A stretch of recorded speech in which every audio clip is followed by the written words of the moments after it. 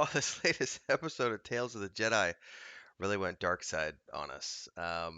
It's just another great Count Dooku episode that takes us into what created his character and really pushed him over to the dark side, and his totality in terms of the fall.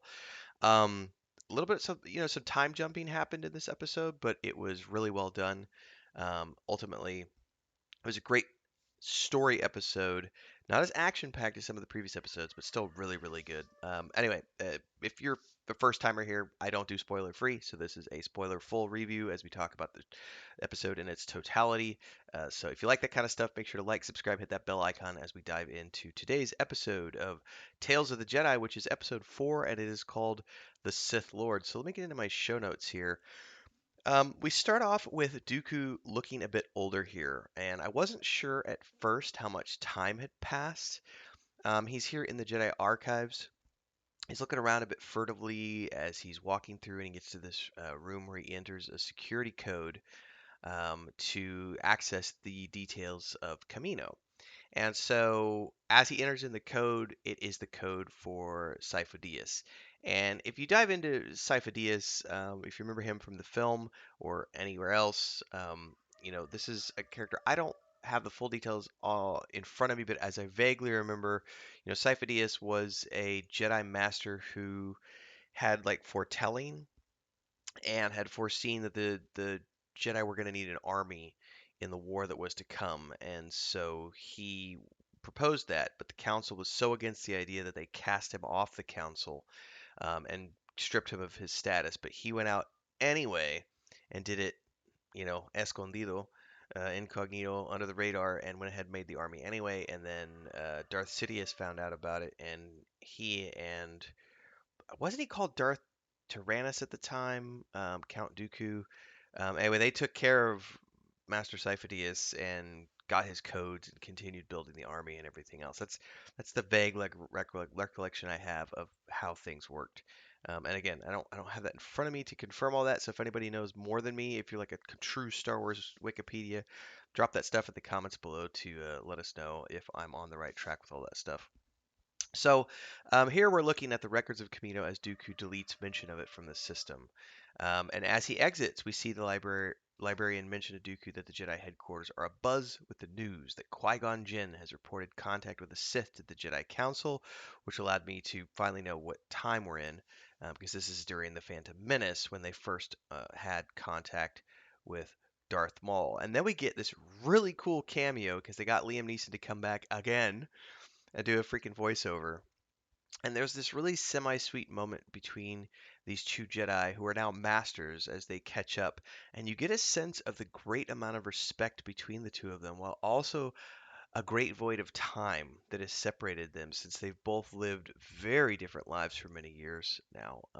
Obviously, going on with, having Qui-Gon has his own apprentice now, his own Padawan. Dooku has gone on to do many other things.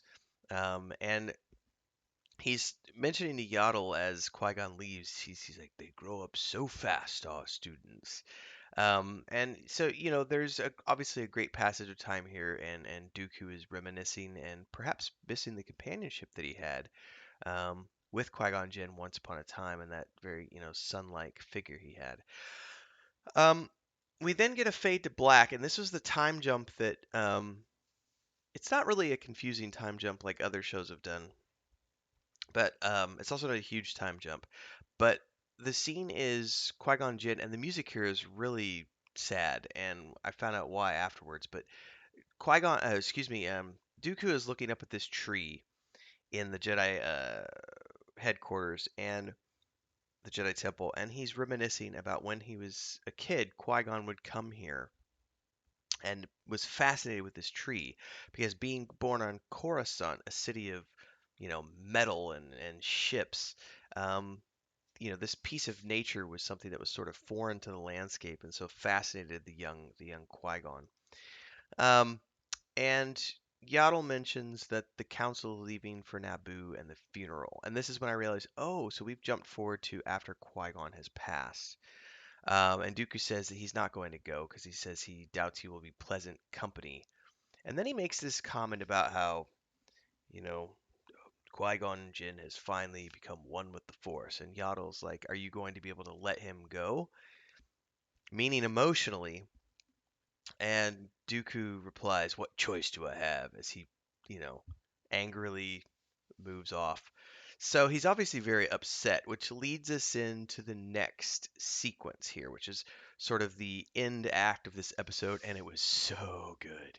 So we get this shot of Dooku getting into a ship and flying out over Coruscant. And it's very, like, the music is extremely Blade Runner. It's just so well done. And Yaddle follows him in another ship because she senses that something's up and she wants to know what Dooku's got going on. And we see Dooku um, landing in ruins and meeting his master, Darth Sidious. And he is pissed. You've gone too far. And he's basically really upset that Sidious allowed Maul to kill Jinn. And Ian McDiarmid's back as the voice of Sidious as well, which is awesome. And he comments that we've both lost our apprentices in service of our greater goals. The galaxy will not be remade without sacrifice. Dooku is doubting everything here. He's really upset with Sidious over Qui-Gon. Like, he's ready to just, like, be done with this. And then Yaddle makes her appearance. And this is when there's more manipulation, unfortunately, because Darth Sidious uses this. Excuse the yawn there. I'm early wake ups. Darth Sidious uses this distraction as a moment to further cement Dooku's fall to the dark side. Because he wasn't completely there yet. He is at this moment because um, Sidious pushes Dooku to confront Yaddle. And the music here just gets so creepy and evil and oh man. And there's this discussion between Yaddle and Dooku eventually just says, "I'm afraid it is too late." And then you have this fight sequence, and you know, um, the way it ends with Dooku force pushing her into the track of the door and then dropping the door on her and thinking it's over. And then she pushes it up as the music comes back. The light side music, and she falls on the floor. You know, and as there's this moment as like right before you think that she's like right after you think she's dead. I kind of got ahead of myself there. Right after you think she's dead, Dooku falls to his knees and he's extremely overwhelmed with grief and realizing what he's done. And you hear Sidious in the background, "You have done well, my apprentice. Now rise, my friend." And as he rises, the door comes up and Yoddle's there and she's, using the force and the music's very, upbeat and it's the Star Wars theme, and she falls to the ground in front of them and they have this discussion. Um, already so many have suffered for what you call order. And then he goes, "Well, then let me give you peace, Master Yaddle." And he completes it, takes her out with a lightsaber, and you're just left feeling, oh my God, this is the moment when when Dooku really became, a dark side person. Really fell to the dark side.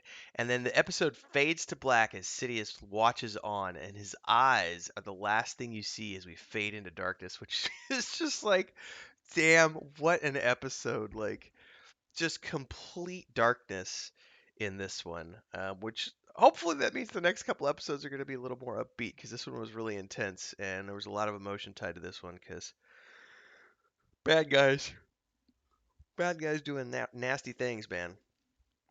Anyway, love it. 10 out of 10. Another great episode of Tales of the Jedi. Let me know your thoughts, comments below. Don't forget to like, subscribe, hit that bell icon. Support if you can with a super chat or a membership. Check out the Patreon page. May the force be with you, and I'll see everybody in the next episode.